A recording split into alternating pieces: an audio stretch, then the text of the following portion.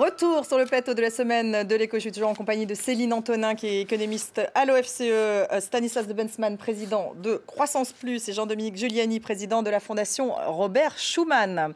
Réunion à Bruxelles sur la question des migrants, dominée par des tensions entre la Grèce et l'Autriche. Vienne reproche à Athènes de ne pas suffisamment protéger la frontière extérieure de l'Union européenne. De leur côté, les Hongrois ont décidé d'organiser un référendum sur les quotas de migrants dans leur pays. En Grande-Bretagne, le maire de Londres, Boris Johnson, s'engage pour le Brexit contre le Premier ministre David Cameron. Brexit, migrants, austérité, l'Europe va-t-elle exploser? Quelques réactions, on en débat ensuite. J'ai mis 52 jours pour aller de Syrie en Turquie. Je souhaite retrouver ma femme et mes 2 enfants en Allemagne.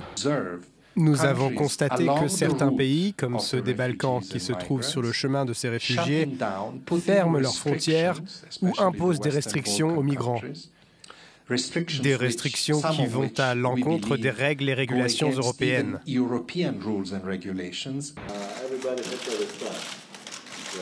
Tout le monde doit comprendre que la crise des réfugiés est globale et pas seulement un problème régional.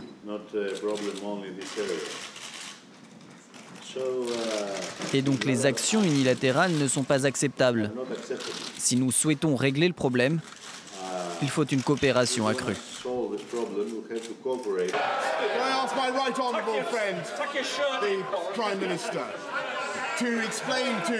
The House and to the country in exactly what way this deal returns sovereignty over any field of lawmaking to these Houses of Parliament.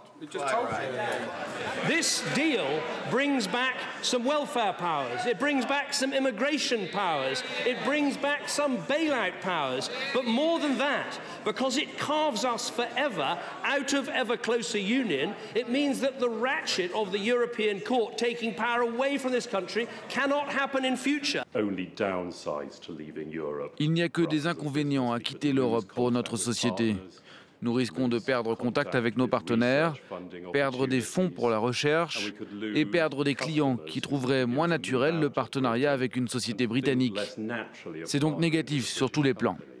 Jean-Dominique Giuliani, retour des frontières, Brexit, sale temps pour l'Europe. L'Europe est-elle au bord de l'explosion? Non, l'Europe n'est pas au bord de l'explosion. Elle fait face à des défis très nombreux, les plus nombreux qu'elle a jamais connus, qui sont très dangereux.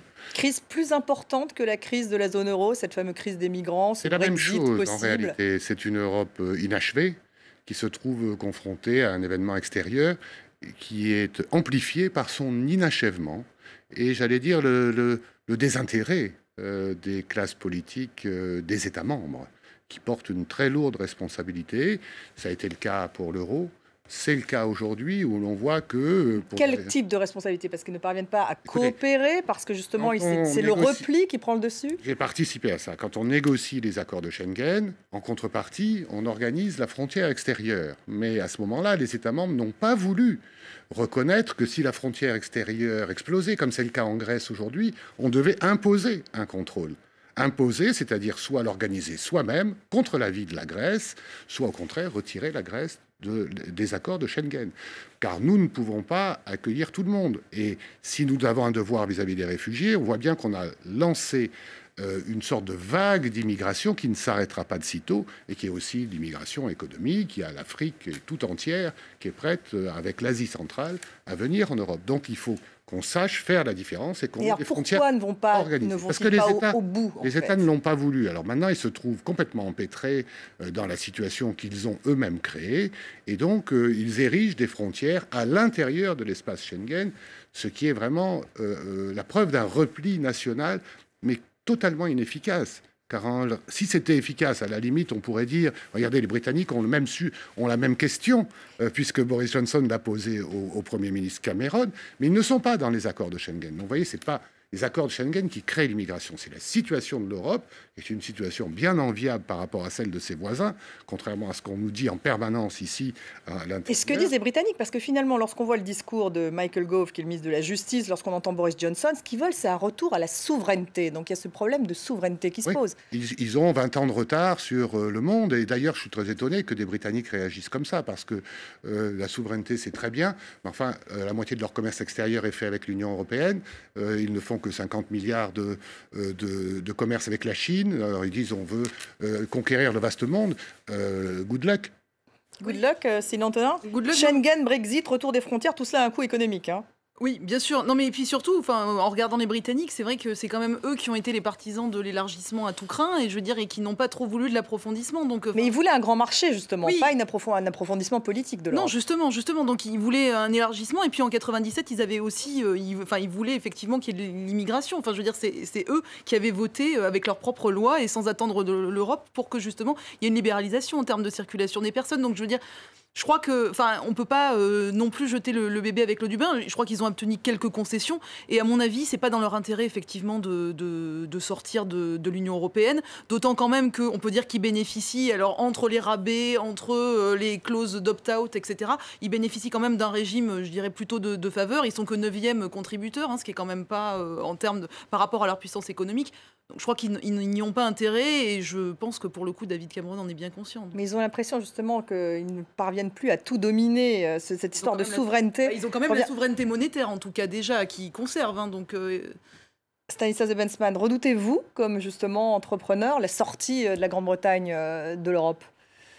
Oui, parce que ce sont des chocs, ce sont des moments où il y a une perte de visibilité, de lisibilité dans un pan de l'économie, dans les relations. Donc on a mis beaucoup de temps à construire une zone stable, une zone où la législation est sécurisée pour les investissements.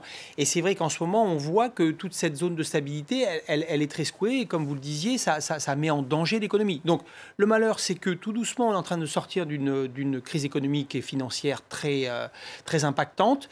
Et puis, que ce soit en Espagne, que ce soit en Angleterre, que ce soit un peu partout, les populismes montent et mettent en danger finalement cette construction qui a été laborieuse, qui a ses inconvénients. Mais le malheur, c'est qu'aujourd'hui, on regarde la crise des migrants, la crise financière de l'euro, etc., en se disant que ça serait mieux. C'était mieux avant, et ça serait mieux si on avait une monnaie nationale. Mais c'est une vue de l'esprit. La France serait dans une situation bien pire si elle n'a pas eu la protection de l'euro. Donc aujourd'hui, on regarde toujours en se disant c'est pas bien, c'était mieux avant, et ça serait mieux si on n'était pas dans ce carcan-là. C'est un bouc émissaire. Mais on oublie qu'il y a eu la crise du SME, du système monétaire européen, dans les années 90. Donc je veux dire, il y avait une guerre entre la France qui dévaluait, etc. Donc ça n'était pas une panacée non plus. Mais en termes de coûts, on parlait de coûts tout à l'heure. En fait, les études que j'ai lues, alors il y en a qui sont un peu optimistes, qui chiffrent à horizon de 2030 peut-être 1% de points de PIB en plus pour le Royaume-Uni, mais la plupart des études concluent quand même un impact clairement négatif. D'autant que, je veux dire, en termes de commerce, effectivement, comme vous le disiez, c'est quand même 50% des exports, donc plutôt des imports vers la zone euro. Donc clairement, il faudrait renégocier des accords de libre-échange. Enfin, il y a plein de choses qu'il faudrait faire. Ils se trouveraient quand même très isolés. Donc je ne crois pas que ce serait une bonne idée. D'ailleurs, la City ne s'y est pas trompée. Ils ont aussi peur que l'activité se délocalise à Francfort. Donc clairement... Sauf les hedge funds, qui sont plus ambigus. Parce qu'ils ne veulent pas des règles sur les bonus que nous avons imposées dans toute l'Union européenne. Voilà, donc on ne veut pas les règles, mais bon... Voilà, 200% de salaire de base, un bonus. Peut-être qu'à moyen terme, c'est bien pour nous d'avoir les Anglais qui arrêtent de nous polluer à toutes les réunions aussi. Hein. Peut-être qu'il faut se poser la question comme ça.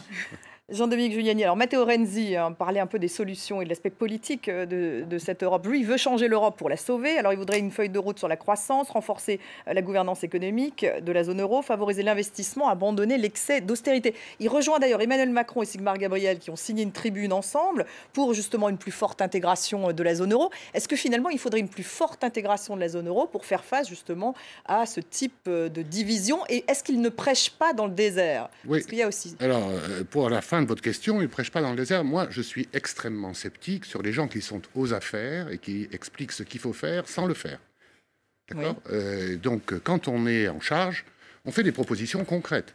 Qu'est-ce qui interdit notre ministre des Finances, que j'aime beaucoup parce qu'il est moderne, d'aller avec Sigmar Gabriel proposer un rapprochement fiscal franco-allemand? Non, je parle d'Emmanuel Macron. Ministre de l'économie. Voilà. Et pourquoi il ne fait pas un plan de rapprochement fiscal à terme de 10 ans avec un calendrier gravé dans le marbre? Parce que peut-être qu'ils ont peur justement de ne pas être dans la majorité aujourd'hui. Non. Alors, moi, vous voyez, les gens qui annoncent des catastrophes ou annoncent des solutions et ne les mettent pas en œuvre, déjà, mes oreilles se ferment. Bon, Matteo Renzi, peut-être, lui, veut faire Matteo Renzi, il fait un certain nombre de choses chez lui, italien. Mais maintenant, il faut qu'il fasse des propositions concrètes, parce qu'il ne suffit pas de dire il faut que, il y a qu'à, etc. C'est plus compliqué que ça. Et François Hollande devrait peut-être prendre son bâton de pèlerin. Et on attend vraiment le couple franco-allemand sur ces sujets-là, n'est-ce pas? Et dans le couple franco-allemand, quand on le connaît bien, et je vous assure, je le connais bien, on sait que l'imagination vient plutôt de Paris, ou ne vient pas de Paris. À ce moment, elle ne vient pas de Paris. On se contente, on a des acteurs qui sont des commentateurs. Non, il faut passer à l'acte.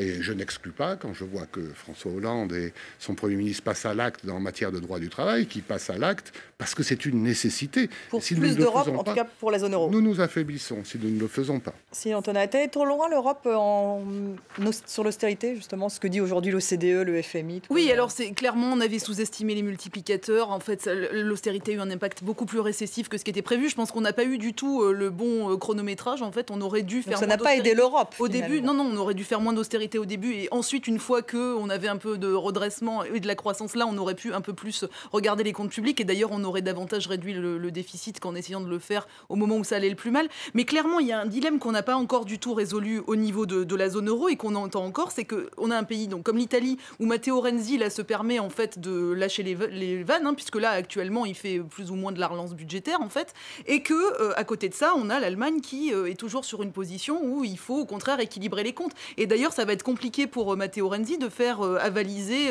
ses choix budgétaires.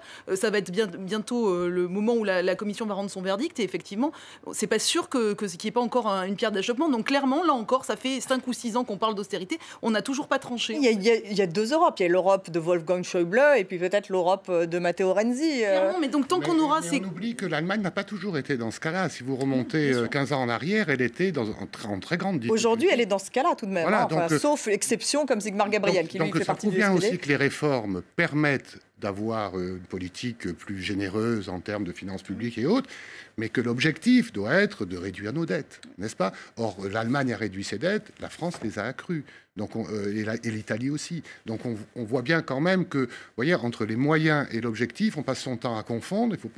Il faut pas dire contre l'Europe de l'austérité, ça ne veut rien dire. Si on a un objectif stratégique qui est à terme de réduire les dettes, d'avoir une meilleure gestion, on peut accepter toute une série de libéralités. Il faut voir à quel rythme on y arrive, en fait, et avec quel rythme, et puis avec quel projet politique commun. En tout cas, il y aura un sommet entre l'Union européenne et la Turquie le 7 mars sur la question des migrants. Merci à tous les trois d'avoir été mes invités. Merci à vous de nous avoir suivis. Restez avec nous sur France 24.